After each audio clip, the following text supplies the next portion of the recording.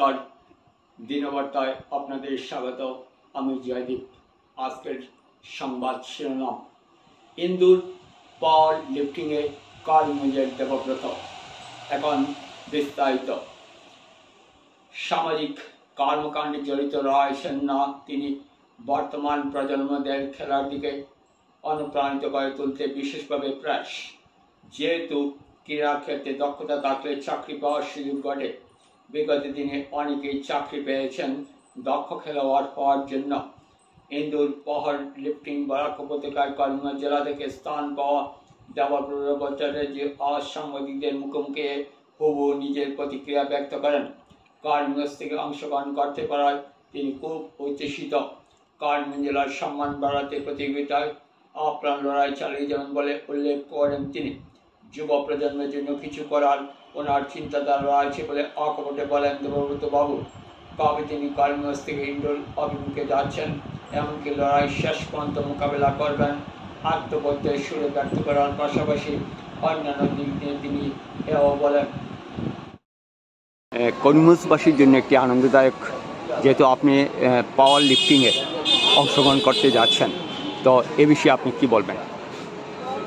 আজ সুদীর্ঘ দিন থেকে করিমগঞ্জে ব্যায়াম চর্চাটা কালিকা প্রসাদ দত্ত, আমাদের শ্রদ্ধেয় দাদা কালিকা প্রসাদ দত্তের নেতৃত্বে যেভাবে জাতীয় স্তরে, আন্তর্জাতিক স্তরে বা আমাদের রাজ্যিক স্তরে ব্যায়াম চর্চা এগিয়ে নিয়ে গিয়েছিলেন, এখন সেটা সেভাবে আর হচ্ছে না। করিমগঞ্জের অ্যাফিলিয়েশন ক্যান্সেল হয়ে গিয়েছিল, কারণ সুদীর্ঘদিন এটা চর্চার মধ্যে না থাকলে যেটা হয়। তো এবার আমি কি করি, আমি এটা অ্যাফিলিয়েশন ফিস 4000 টাকা লাগে, তো অ্যাফিলিয়েশন ফিস দিয়ে করিমগঞ্জের পাওয়ার লিফটিং অ্যাসোসিয়েশনের আমি করিমগঞ্জ ইউনিটের অ্যাফিলিয়েশন আনি। তারপর আমি বিভিন্ন ছেলেদের মিটিং করি, দুইবার মিটিং করি। আমাদের শ্রদ্ধেয় কালিকা প্রসাদ দত্ত, সুব্রত দাস, ওদেরকে নিয়ে আমরা একটা কমিটি তৈরি করি করিমগঞ্জ ইউনিটের। সেই কমিটির কৃপেশ নাথ জেনারেল সেক্রেটারি, আমি করিমগঞ্জের প্রেসিডেন্ট।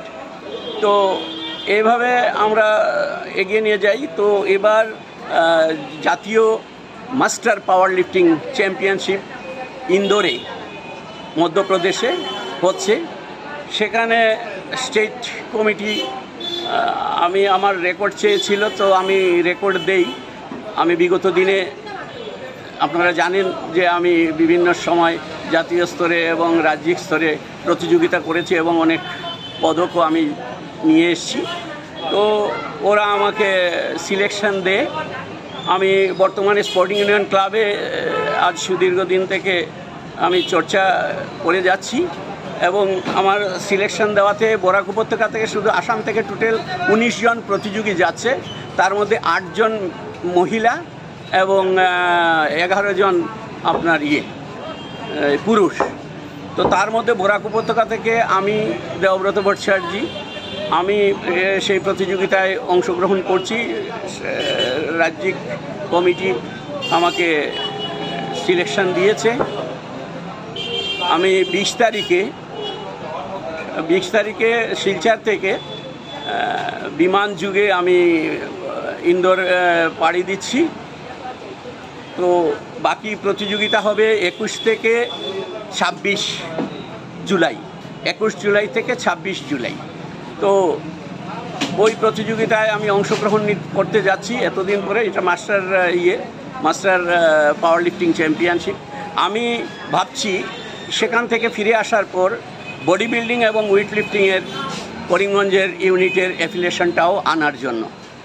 হ্যাঁ, এখন আর আগের মতো নয়। আরেকটা জিনিস হচ্ছে, আমি আহ্বান করছি আপনার মাধ্যমে, আগে আমাদের করিমগঞ্জ থেকে অনেক মহিলা এবং পুরুষ জাতীয় স্তরে বা রাজ্যিক স্তরে প্রতিযোগিতায় যেত এই পাওয়ার lifting, weight lifting, body building বা যোগাসনে। তো এখন সেভাবে আর হচ্ছে না। তো আমি করিমগঞ্জের মহিলা এবং পুরুষদের, আমি যারা ছেলেরা রয়েছে তাদেরকে আহ্বান করছি যে আগামী দিনে যাতে, যেমন কলকাতাতে রয়েছে, কলকাতাতে জাতীয় জুনিয়র পাওয়ার লিফটিং চ্যাম্পিয়নশিপ হবে। তো সেখানে যাতে যারা অনেক জিমের মধ্যে অনেক মহিলা এবং পুরুষ শরীরচর্চা করছেন, আমি আহ্বান করব যে ওরা যাতে আমার সঙ্গে যোগাযোগ করে, আমি আমার বিভিন্ন পত্রপত্রিকায় আমার টেলিফোন নাম্বার দিয়েছি, যোগাযোগ করে যাতে আগামী দিনে করিমগঞ্জ থেকে অনেক ছেলে এবং মেয়ে যাতে প্রতিযোগিতায় অংশগ্রহণ করতে পারে। এবং এইভাবে করিমগঞ্জ থেকে বিগত দিনে অনেক সরকারি চাকরিও পেয়েছে। কারণ আপনারা জানেন যে ওয়েট লিফটিংয়ে ওই শিলচর রোডে রণধীর রায়, সে এফসিআইতে চাকরি পেয়েছিল, এখন রিটায়ার্ড করে নিয়েছে। তারপর রেলে চাকরি পেয়েছে আমাদের দেবু পাল সুভাষনগরের, সেও পাওয়ার লিফটিংয়ে রেকর্ড করে তারপর সে রেলে যোগাযোগ হয়েছে। স্পোর্টস কোটা রয়েছে প্রত্যেক ডিপার্টমেন্টে, স্টেট লেভেলেও আপনারা জানেন বিকাশ ঘোষ, কাজল চক্রবর্তী, এরা পাবলিক হেলথে চাকরি পেয়েছে। খেলাধুলাতে এখনও সেই সুযোগ রয়েছে। কাজেই আমি আহ্বান করব, আরেকটা জিনিস যে কারণে আমি আবার এগিয়ে এসেছি, আমি এই থেকে সরে গিয়েছিলাম, আমি এর জন্য এগিয়ে এসেছি যে জানেন আজ সরকারিভাবেই এটা হয়ে গেছে যে করিমগঞ্জ ড্রাগসের হেডকোয়ার্টার হয়ে গেছে।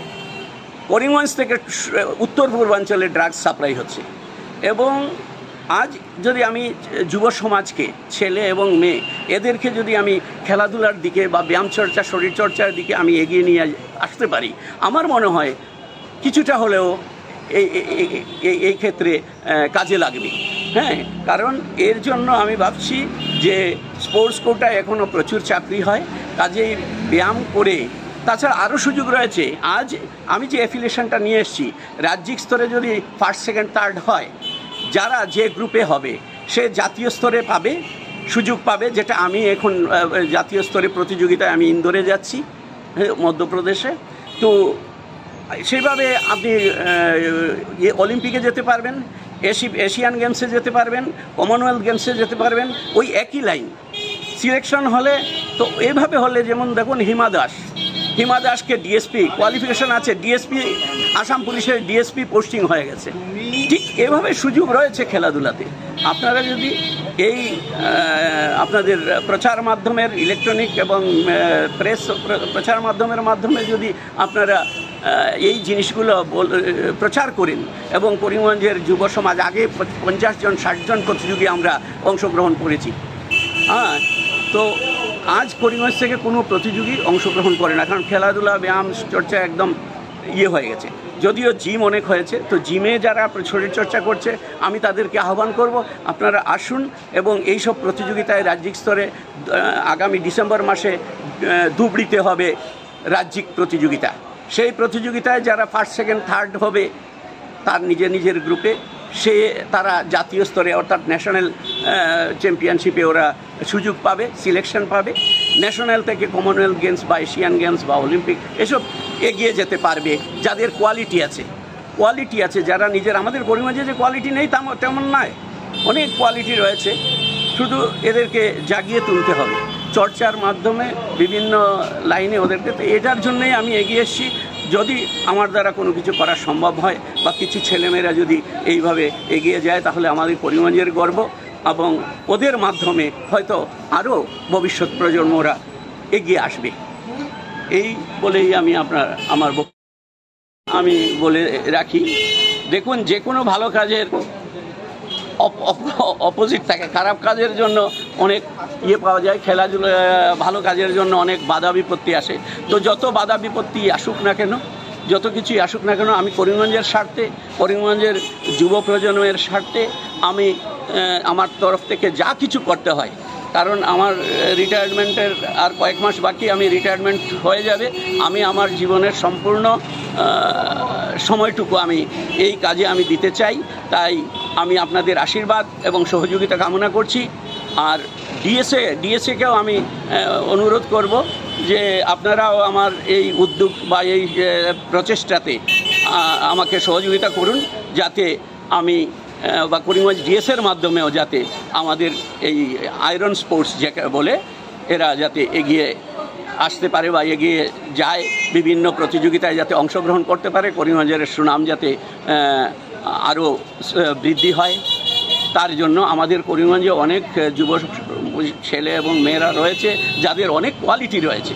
সেই কোয়ালিটি যাতে আমরা আপনাদের সহযোগিতায় আমাদের সহযোগিতায় সবার সহযোগিতায় যাতে আমরা ওদেরকে বের করে নিয়ে আসতে পারি এবং রাজ্যিক স্তরে এবং জাতীয় স্তরে বা আন্তর্জাতিক স্তরে যাতে আমরা প্রতিযোগী করিমগঞ্জ থেকে আমরা পাঠাতে পারি, তার জন্য আমি সবসময় সচেষ্ট থাকব। আগামী দিনে যে কোনো প্রতিকূল পরিস্থিতির সম্মুখীন হতে হয় আমি হব, কিন্তু আমি আমার চেষ্টা চালিয়ে যাব।